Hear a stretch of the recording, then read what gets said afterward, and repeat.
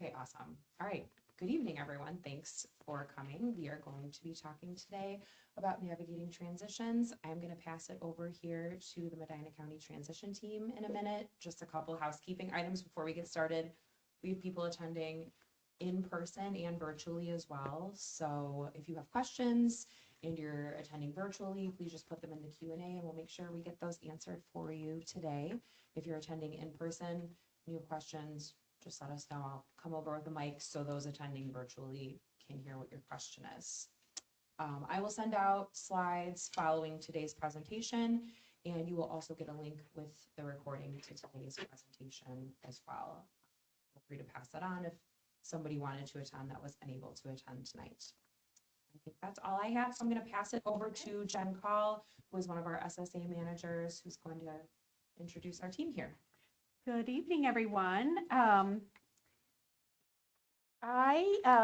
Because a lot of people are attending virtually, because you can't ask if you don't want to ask a direct question through the Q&A box, feel free to reach out. Our contact information will be in here, as well as the contacts for the transition folks within the school districts. Don't feel if you're not comfortable asking a question, you can always reach out directly. But I want to talk about the Medina County Transition Team. These lovely ladies here are all a member of that. The Medina County Transition Team is a multi-agency planning team, and the common goal is to assist students with transition planning, what's going to happen after school services in adulthood. This team is comprised of school districts, job training programs, community agencies, and providers who all have a common interest in supporting students with that transition to adulthood. And we are always interested in more people joining our team, especially business partners and parents. So if you have an interest in helping our mission of providing information and resources to families, please let us know. One thing we want to share is today's presentation is being recorded. Nicole already said that, but transition is very individualized, and it's a process that can look different for every single student and every single family. So the information we're providing tonight is very general, and what is of interest to a 14-year-old and their family is very different from what a 17-year-old family might be worried about or interested in. And so if we, are talking about things and you're like, it's still important information, because while that might not be something you're worried about right now, it might be down the road. So have an open mind when you're hearing and know that this is a very individualized process. And lastly, again, just as it's different for every student, every school district also approaches this planning time a little differently. So again, it's general. We're not talking specifically, about what one district does or one district doesn't, that kind of thing. We're just providing a general overview. The agenda that we're going to talk about tonight is first talking about what transition to adulthood is. We'll review the section of the IEP. We'll talk about the timeline for transition planning, the parent role, and what that looks like as we go through the transition process. And then we'll give you some information on agency partners and then things to consider, especially around that age 18 and that kind of stuff. So I next will introduce you to our panel, and then we'll get started. Start at the end. Kim Hawkins is the parent mentor for Brunswick City Schools and has been part of our transition team for a number of years now, and a great resource to provide us that parent perspective. Melissa Voorhees is the transition specialist or coordinator at Cloverleaf City Schools. Chelsea Carlson is one of our youth SSAs here at the Medina County Board of PD. And last but certainly not least is Emily Eskia, who's the transition coordinator at Medina City Schools. So take it away.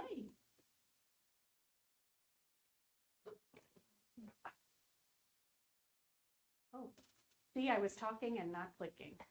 All right, there we go. It's me.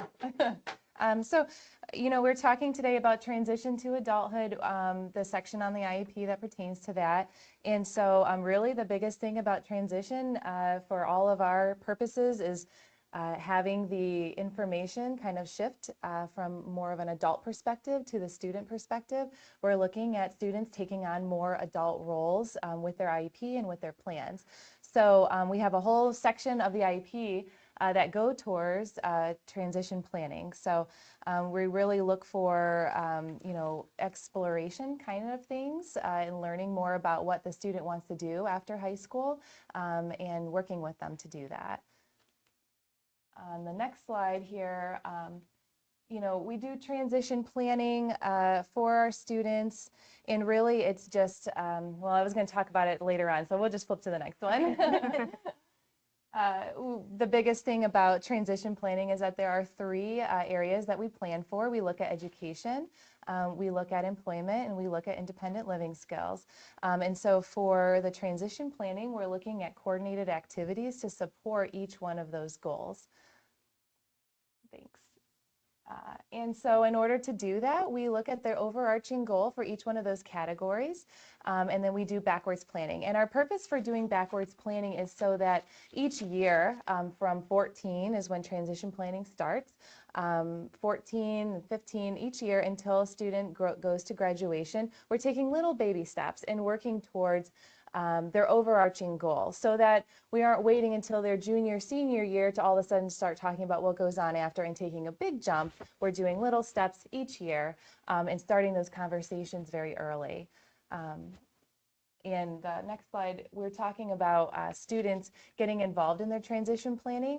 I think, up until their 14th birthday, a lot of times parents don't feel super comfortable with having their student at the IEP meeting, but when we start talking about transition, it's the students' goals, it's the students' objectives in life. And so it's one of the things is we do have to invite the parent, or I'm sorry, the student, but also it's up to the parent whether or not the student wants to come. But I think that you should allow them to come at least for the transition section of the IEP, if it makes you uncomfortable still, because we are talking about their goals, and it's important for them to kind of start to get a little bit more involved and be able to speak up on their own behalf. And then on the last slide here for me regarding self-determination, which is having the student being able to articulate their own goals. And then these are kind of a list of some of the different self-determination skills that transition teams do try to work with their students on in achieving. But this is part of the reason why we do want our students at the IEP meetings to talk about these things so that they can build these skills and feel confident with talking about that and what they want in the future. So I'm not sure how many people who would be listening are familiar already with the format in the actual IEP of the transition section, but transition begins in section 5, and it's got 3 identical chunks. So they take the same format and they apply it to the 3 areas that we look at in transition. The first being post-secondary training and education. The second down there, you can see the beginning of the competitive integrated employment section. And then the third is independent living. And those 3 sections, the information that we gather for all 3 sections is exactly the same. That looks exactly the same. And it's the role of the IEP team to fill in all those boxes. And I'm going to talk a little bit about how we do that. We start with transition when a student is going to turn 14 in that IEP year. So if a student is 13, that's usually turning 14, that's the year that we're going to check the box and include that section of the IEP. What we're going to do is try to start very general and basic in filling out the transition section using information that we gather from the student and teachers and parents primarily at that point. And that's all a part of the age-appropriate transition assessment. We're looking at the strengths, the needs, the preferences of the student, and we can gather that information through observation. At that point, like when a student is young, even how they're performing in the classroom gives us an idea of how what kinds of work skills they're already starting to develop. So those are the kinds of things that we're looking at. And also from parents, what are they doing at home? Do they have any chores or responsibilities? We start gathering all of that kind of information. And then we put that into the IEP transition section. Each section has a measurable post-secondary goal. Those goals are updated annually. We expect that they might change as the student moves from 14 to potentially 22. That's a long time. That's a lot of time for plans to change. Hopefully the team gathers some very new and different information throughout that time that might affect what those goals look like. Our transition assessments continue to gather information that will affect that. And then we're constantly going to try to see that the rest of the IEP is geared towards helping the student meet those goals. And we invite the student to the IEP meeting and encourage their participation. And the transition section tells us that we really want to invite any other agency partners to the IEP meeting as well. And if they can come along and provide input and help us with planning, that is great. So we try to do that. The measurable, it gets confusing because we talk about measurable post-secondary goals, and then the IEP has annual goals that are what we're used to with math, reading, speech goals, those kinds of things. Our measurable post-secondary goals are the transition goals. Those are really just, it's a way of saying our transition goals. Those are based on what the student is going to hope to do, plan to do after high school.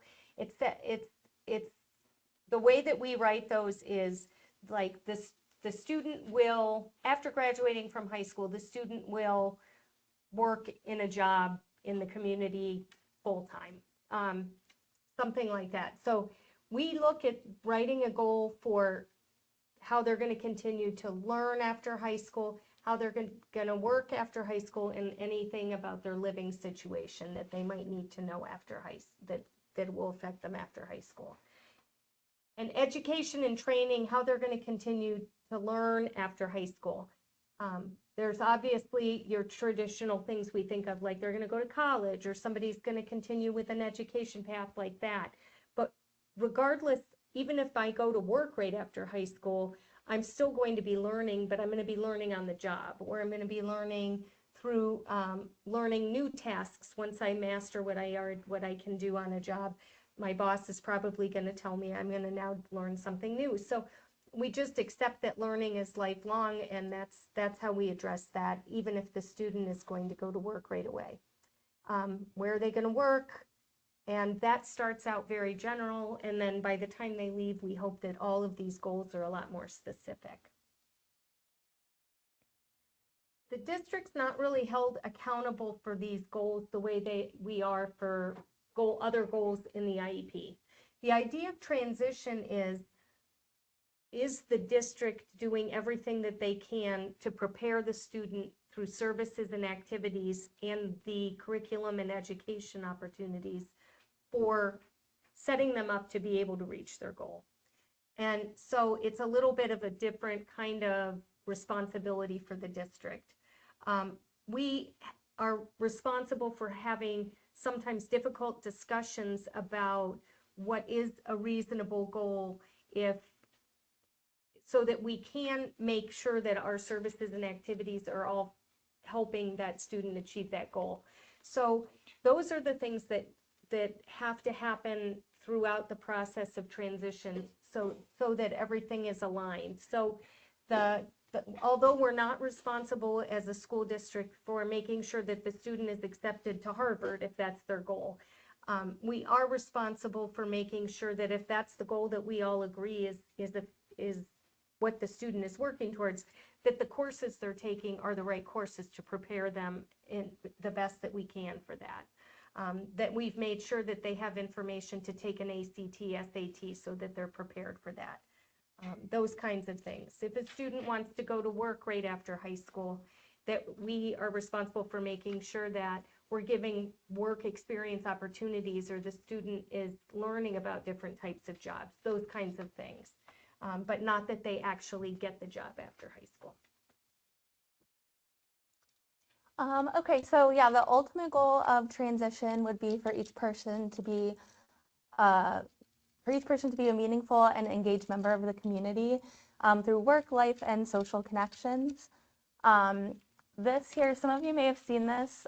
This is just the transition planning timeline for students. Just a general timeline, but it's important to know like each student is going to progress at their own pace, based on their strengths and their needs. So you can see at age 14, that's really when, as Emily said, in school, they develop that transition post-secondary goal, kind of talk about interests and hobbies and things like that, what they're good at, what they might be interested in the future. At 15, they'll kind of meet with the transition coordinator, kind of do more of those interest inventories, surveys, just continue to gather that information. Then they also might be talking about, when a good time to put that referral in for opportunities for Ohioans with disabilities would be, whether they're ready at 15 to start that, or if they need a little bit more time with like in-school work experiences and things like that. At age 16, it's important to know that the County Board of DD does redetermination for eligibility. So the county board reaches out to families at that, a little bit before the students would turn 16 to start that process. At school, they'll kind of start touring the Medina County Career Center, see if any of those programs there would be a good option for those students. And then again, if at 16, if OOD is appropriate, they might put in that referral for opportunities for Ohioans with disabilities. At 17, continuing just to gather information and see, what they're really interested in work-wise, vocationally, and, socially, what they really enjoy. At 18, that's the big like guardianship, applying for Medicaid, Social Security, all the big 18-year-old things like that. It's important to talk about, guardianship isn't always appropriate for every student. So they might not need that level of support. It might just be, families doing a power of attorney or supported decision making. So that's just important to talk about with teams and see what would be the best for that individual student. Then we come to graduation, you'll get your diploma. You'll already been working with your transition coordinator, the youth SFA, and seeing, where they're going to be when they're ready to take that diploma. So what services and what supports they may need at that time. And then you'll be into employment or adult services or both, depending on, what that student needs. And then again, so that you reach your ultimate goal. We have a question from online. Does the process from ages 14 to 16 look any different for students without an IEP but are covered by county board services? That is a good question because that typically doesn't happen. Usually if a kiddo is eligible for county board services, usually they have an IEP. Sometimes a 504, but yes, it could be the exact same. They just would not have the IEP piece of it. They would have a 50 if they have a 504 or not anything. But the county board does not provide vocational training or anything like that. So that would still be through, the career center and things if they chose to consider that. I would say that it's probably the same for county board services, but it wouldn't be the same on the school end of things. Correct. The training, the types of education and experiences Yeah. that are typically offered to students on IEPs would not be offered to that student. Mm-hmm. But OOD is something you could Correct. consider Yes. regardless of an IEP. Correct. Things like Yeah, that. anything in here that had to do with OD, county Mhm. board. Mhm. And I did just want to circle back to the Career Center question, just because we have quite a few students. I mean, a lot of our kiddos go to the Career Center their sophomore year. So I wasn't sure the nature of your question, if it was more of a, timing wise, if it was more year 23 opportunity or. Okay. Since I know her. Okay. That was the direct, but yeah, typically a lot of students go sophomore year look at the Career Center and then start going junior year Got in it, those okay. compete programs. This would be I a just want to say, like non-compete. anybody else Yeah, listening, like that's a good point. specifically, it's the sophomore year That's a of very high good school that point. you're looking at to go to the Career Center, and they make their own acceptances on whether or not the school district, it doesn't have a say in whether or not a student gets accepted to the Career Center for their junior senior year. So just so you know. Just a quick follow-up question. What is competitive employment? What does that mean? So it means that the student is working a job where they are working alongside non-disabled employees. So instead of working in a position that the county board has put them in and they're making money, they're working alongside. So, working at, I don't know, a gas station or Target or something like that, as opposed to working at the coffee shop. Like Spokes. Spokes, Cafe. right. Spokes is not considered competitive integrated employment because they're through the county board. But, working at Target or something would be considered. So it's a job, any job. Yes. But it's provided with supported employment or just on their own? It would be on their own unless if they have an OOD, which we're going to talk about in a little bit. But if they had OOD, they could have maybe some job coaching that fades out. If the person needs job coaching that can't phase out, then they would probably be looking at, not competitive integrated employment. Okay, so post-secondary education, students who plan to attend college or a technical school can register with the Student Access and Disability Service Office for accommodations and support. It's important to know that modifications are not available at the college level, only accommodations. So you'll want to make sure that you send in a copy of the last IEP and ETR or 504. And then this chart here kind of shows the differences between having an IEP in school and the modifications and accommodations that, you can get through your IEP based, and then, when you go to college or a technical school. So.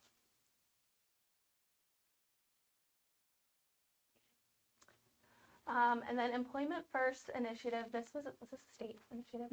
It was, I don't even know, years back, I think. Yeah, when it's I been, started. gosh, Yeah. 15 years ago now, maybe? But it's basically stating that, every person has abilities and skills and talents, and, the first option is that every person should want to be employed in the community, and, given that opportunity to try to work along, in the community. And then, if that doesn't work, maybe look at those job coaching, some vocational opportunities, trainings, to gain those skills and then hopefully get back to, that community employment. But the benefits of competitive integrated community employment, greater independence and wealth, building potential, improved self-esteem and personal satisfaction, creation of a more diverse workforce, and then, that all citizens are able to meaningfully be participating in society. So path to employment, employment and adult services supports are based on one of these 4 different types of paths to employment. So one would be, you have a job, you're working fully in the community. 2 is maybe you want a job and you need help to find, assistance to find one. You're not sure about work and need some help to, learn more about it and what it means to work. Or 4, you don't really think that, works for you and you may not know enough about it.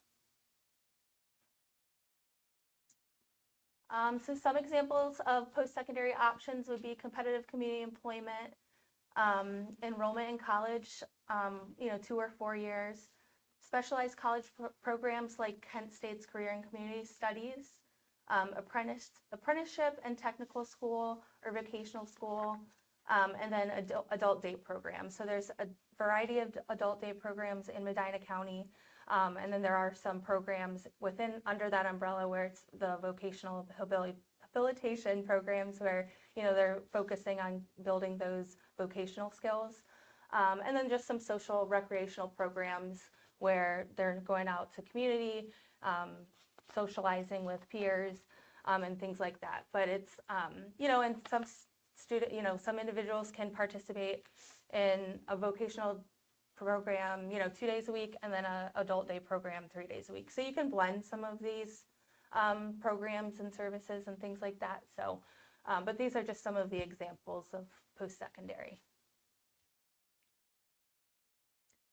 So one of the things that is different about transition from a parent perspective is, you know, sort of the role changing from being the only, you know, the only voice in the room and the overall control person to someone who is a decision maker and a team member, a source of information, a source of support, an advocate for the student, and also a teacher of self-advocacy skills, to somebody who's stepping back, trying to encourage some independence, letting the child try some things and risk and fail, doing more listening. And then what research has shown that families need from us, from a team of people involved at that time, is encouragement during this time, because it's recognized as a stressful and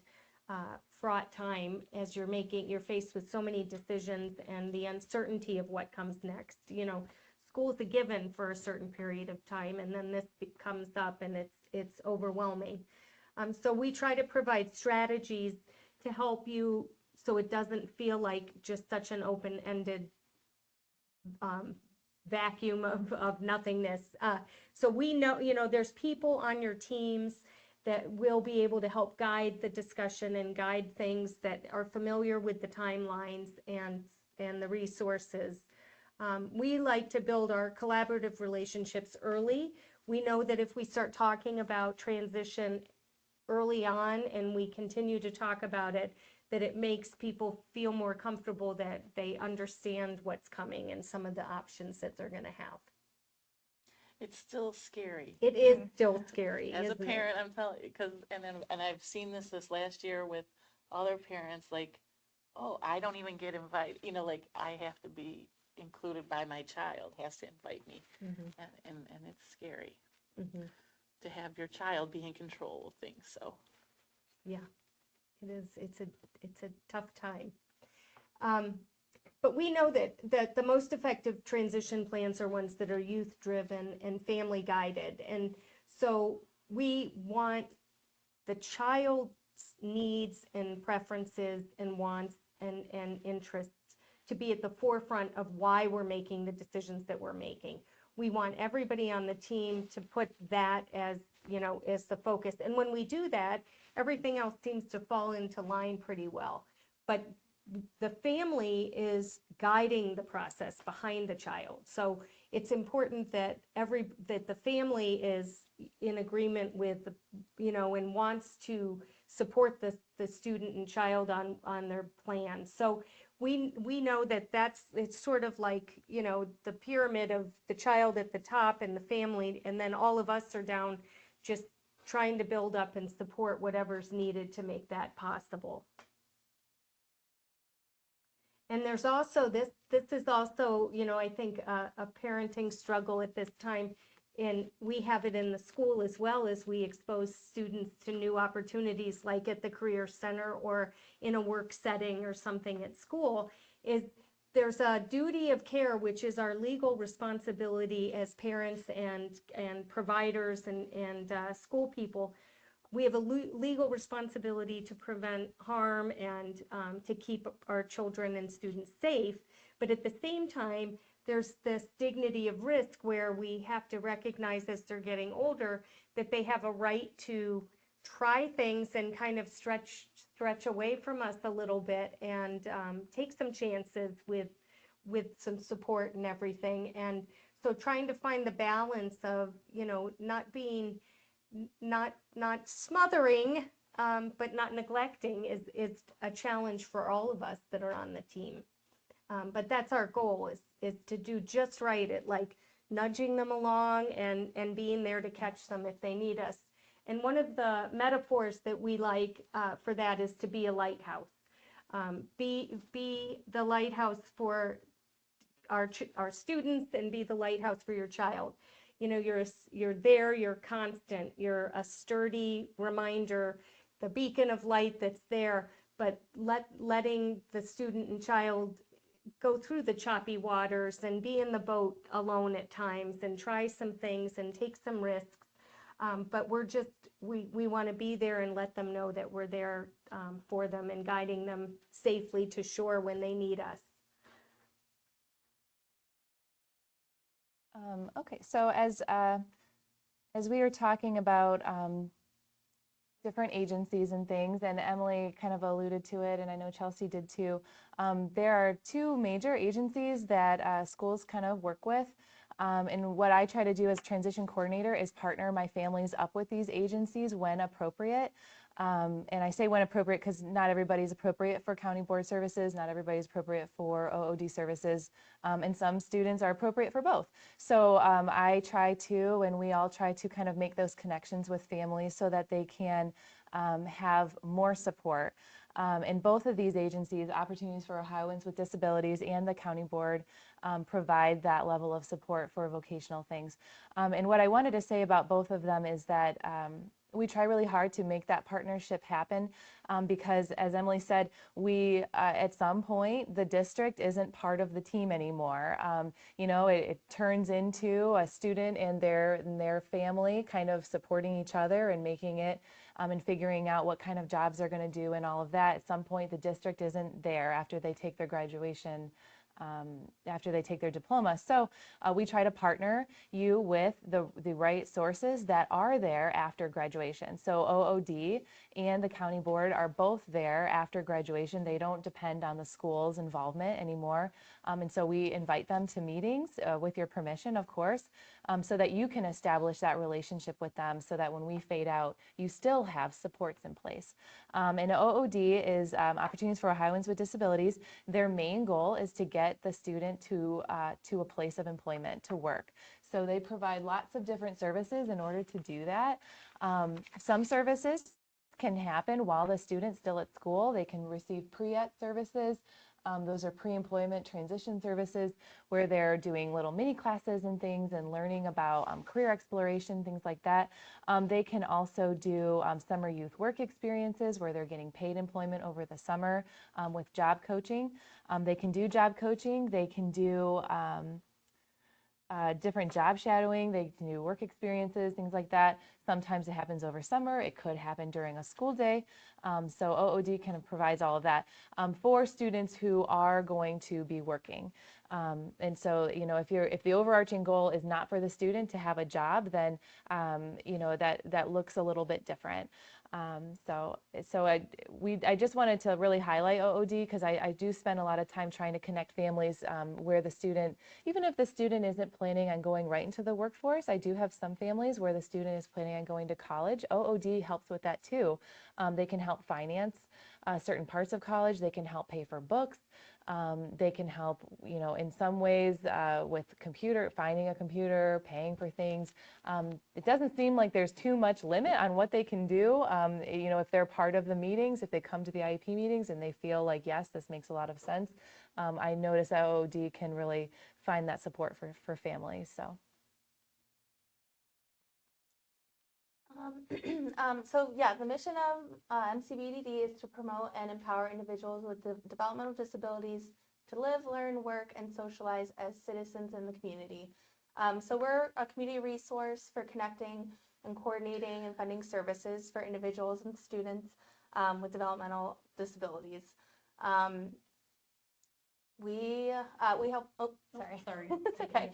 We help with everything from early intervention and education opportunities for children to employment, and then community inclusive living for adults. So, and then our website's listed there. So it's usually within the last like year or two before students are getting ready to exit from school. You'll work with your youth transition no, what are youth SSA now? We were transition SSAs, we changed the name.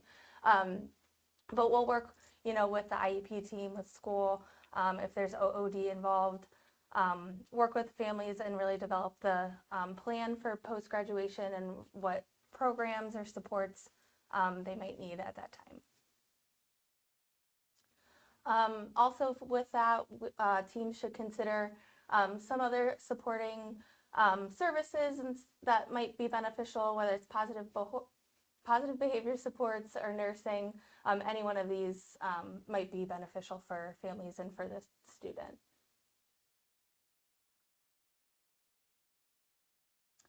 And then again, we kind of touched on it, when students turn 18, consider applying for SSI, Medicaid, guardianship. Again, if that's not appropriate, supported decision-making or power of attorney, considering to vote if that's appropriate. And then male students, they will still need to register for selective services.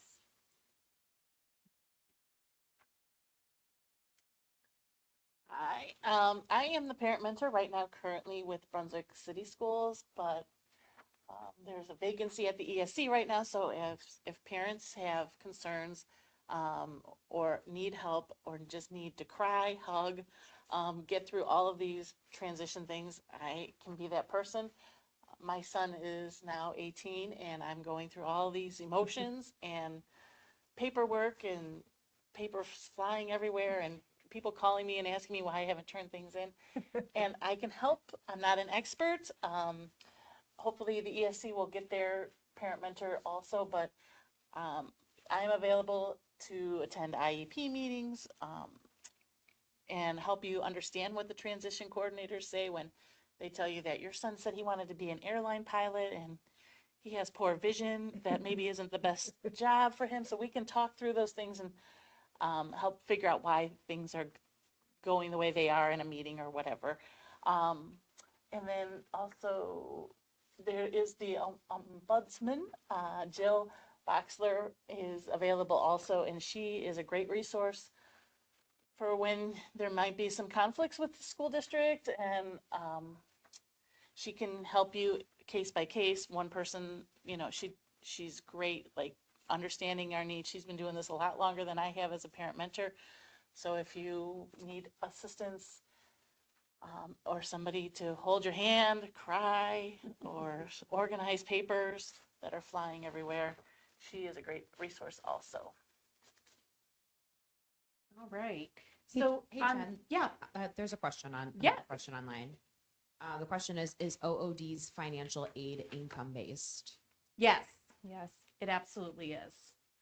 So a student would have to apply for financial aid, and depending on what their estimated family contribution is, and now I'm going way back because this is when I worked there almost 15 years ago, but I'm pretty sure it's the same. You're accurate. And they Yeah. also, the financial piece is the FAFSA. The families Yes. fill out the FAFSA, and after they get that information back, that's when OOD. Correct. Yeah. And it's never a guarantee that they will fund any piece of education. That has to be an agreed upon job goal, and the educational piece needs to be is required in order to attain that job goal. So that, again, as everything is very individualized, but it can happen. It's not a standard that it will happen. It doesn't always happen, but I've seen it happen. So Yeah, I will it has say that. happened. I've seen them do it. Yeah. Just to clarify, does OOD charge for their job No. services? Or that pertain to education? That's only for the educational Okay. piece of it. Yeah, no, those services are paid for free. It's state funded, state federal combination funding. So, yeah. So we wanted to provide to you all of the kind of transition contacts within Medina County, in case you're not aware of who the folks are at your school districts. So we've provided by the school district the person's email address for all of the 7 school districts and the Career Center. And then here at the county board, we have recently shifted our model of how we're supporting youth. So we now have 7 youth SSAs, and they are no longer tied with a school district. So they could be working with students from any school district. So these are our 7. And then Kenny Crookston is the supervisor at Opportunities for Ohioans with Disabilities, and they have multiple vocational rehabilitation counselors that work within Medina County. Sometimes it's by district, sometimes not. It just depends on caseload size, that kind of thing. So when in doubt, contact Kenny if you're not quite sure who to contact there. And then that brings us to the end of our presentation. So we're happy to take questions if there are specific things, even things we didn't talk about. If you have a, something that you're worried about as, your child progresses through school that we can try and help with, anything. We'll wait in case people are typing questions online. Yeah, I can kind of give a little Yeah. wrap up and plug for what we have going on coming up.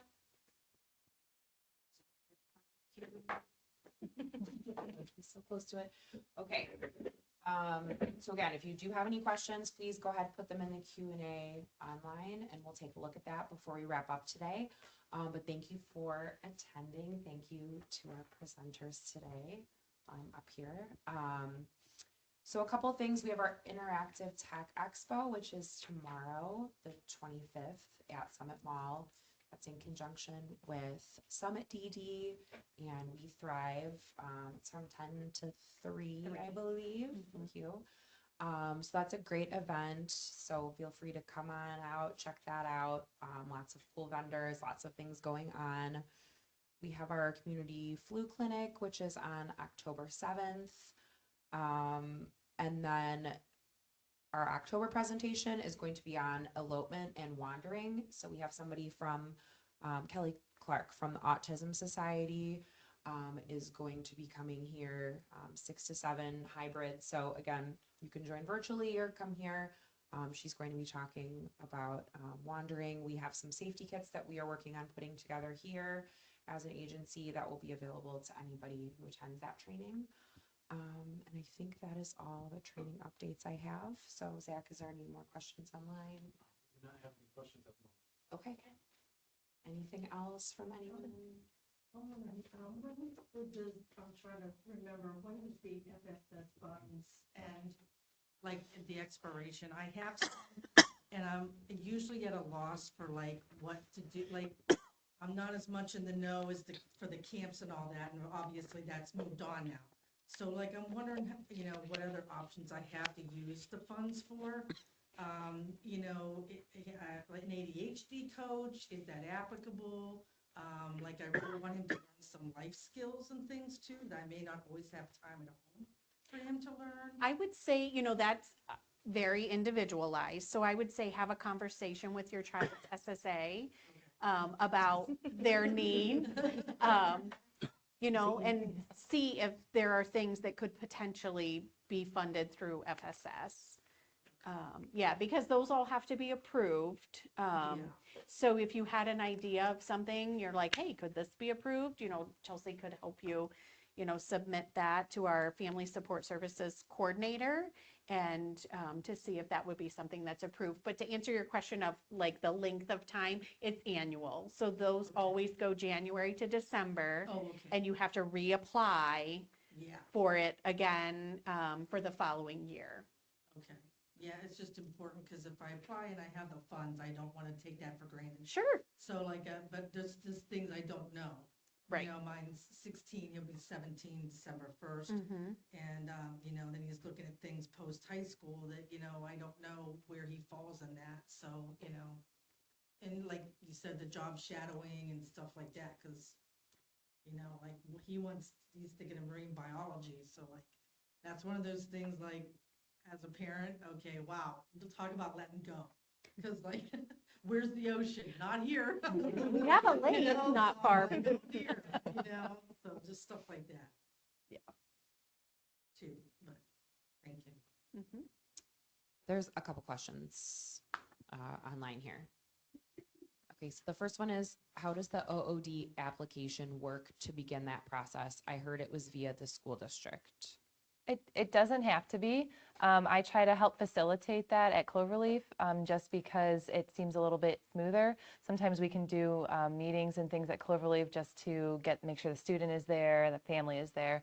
But it's a two page front and back application. Once that's submitted to OOD, then they do an intake meeting where they complete additional work And so it is a commitment to doing some meetings, some follow-up meetings, to make sure that everything is kind of put in place. But I don't know if Medina does it differently. I think Yeah. most transition coordinators would do it, or Yeah, so I would say contact the transition person at the district, at their home district. I prefer to be a part of it, Yeah. because then if I know it's happening, then I can check back with OOD, make sure it was received, follow up, on your behalf to make sure that things are happening, that meetings are occurring the way that we talked about that they would occur. So, But anyone can refer right, themselves right, as yeah. well. It's on So- the website. They have the Yes. application on their website, And OOD. even adults with disabilities who maybe weren't hooked up with OOD when they were in school, they can still apply for OOD services even as an adult. So And the other important thing to note too is that the student has to participate in all of the meetings with OOD because they're the one receiving the services. So they have to be there and be involved and participate in all of those meetings. Okay, the next question is, can you give examples of transition goals? Yeah. So there's the 3 areas of transition. So post-secondary education and training would typically look like, after graduating from high school, the student will participate in on-the-job training. So if someone's going to go straight to work, that would be kind of a common, how they're going to continue to learn after school, it would be on the job. Or if someone wanted to go to a technical school, it would be after graduating from high school, the student will attend a technical school to learn auto collision skills, something like that. When it comes to the community integration and employment, an example would be different depending on how old the student is. So we go from very general, like an 8th grader, it just might be they are, after graduating from high school, the student will work in the community. But by the time they're ready to graduate from high school, we would hope it would be something more specific. Like after graduating from high school, the student will work full-time in the community in the field of blank. And if we know they're going to need long-term supports or some extensive job coaching, or in a more supportive setting, we can even put that in there. But we are always looking at where they're going to work, what kind of field they're going to work in. And then for independent living is the only one that's not required. The first 2 are required for every child, but independent living does not have to have a goal if the IEP team agrees that the student is on par with activities of daily living for their age. So if the student is doing what most of the typical peers are doing at that age, like unloading a dishwasher, microwaving some ramen, staying home alone for, a half an hour, whatever the limits would be on somebody, that if we think they're kind of doing okay in that arena, they don't need a goal. But a goal for independent living could be after graduating from high school, the student would like to live independently in an apartment. And then we might need to have some activities under there, like working on budgeting or working on self-advocacy, so that they can speak up if they need something while they're living on their own, or even learning how to dial 911, how to use emergency services, something like that. So I don't know if that it's so big, it's hard to give too many examples, but it's almost always like that after graduating from high school, the student will, and we just really try to say what the student wants to do after high school. And I feel like sometimes, and I know it's like we don't focus on that independent living, but I think as parents, they don't think about that until they're actually sitting in that meeting and they have to answer that question and, work with their child to do that. So that's an important piece to think about as you're preparing your child, not every day, but every time you go into an IEP meeting, what is the long-term goal going to look like? Like everybody's thinking career and job, but the living part is also important, because are they going to live with buddies, or are they going to need care, and those are hard questions that you shouldn't just pop in your head at the IEP meeting. Be prepared for those questions. And that's where we always encourage parents, like, give your kids chores. And the kids look at us and they're like, what are you doing? And I thought you were my support. But that's a great way, to the extent possible, of the students' abilities. Like, give them responsibilities that they are held accountable for, because that's the best way you can start teaching those skills, but also potential job skills too, for down the road. So, Yeah. Great, thank you.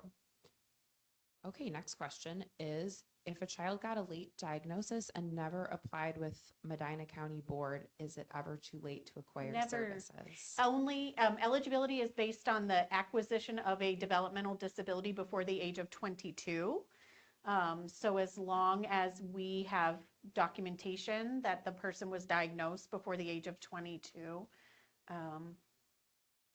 yeah, it's never too late. Okay, had another question come in. Is there anything individuals with disabilities in high school without IEPs can access in terms of transition planning outside of the Board of DD? I encounter individuals who had no support in high school, either an IEP or 504, and were not connected to the Board of DD, and then graduate and really struggle. I think OOD. Yeah, that's the one Mhm. that's the one non-school based service that would be available. But the services that are offered in school to special education students are based on IEP need. And I would say too, depending on, what their disability is, there could potentially be mental health services that could potentially support that student if they have a diagnosis that would qualify them. Or vision, Or, Cleveland. yeah, Yeah. visual Sight center, things, yeah, whatever. like the sight center. So that, it really just depends on what the person's needs for support are. But I know at our district, at the school level, we're triggered to provide those services and supports based on what the IEP and the ETR tell us to provide. So without that, I'm not sure how that would get put into place. I do know what, like, the person I would recommend calling about that at a school is the guidance counselor, because they aren't necessarily they aren't IEP driven, but they do have a wealth of resources at their disposal that they know about. And There's stuff. also Jobs for Ohio Graduates, that could be of support for young adults up until age 24. I think so. So that could be an option too, if it's employment related where they're struggling. Okay, I think that is all we have here online. All right. All right. Thank you so much, everybody, for your time today. Thanks for attending. Thanks to our presenters. Please reach out if you have any questions. And again, I will get everything sent out, hopefully by the end of this week. Have a great evening. Thanks.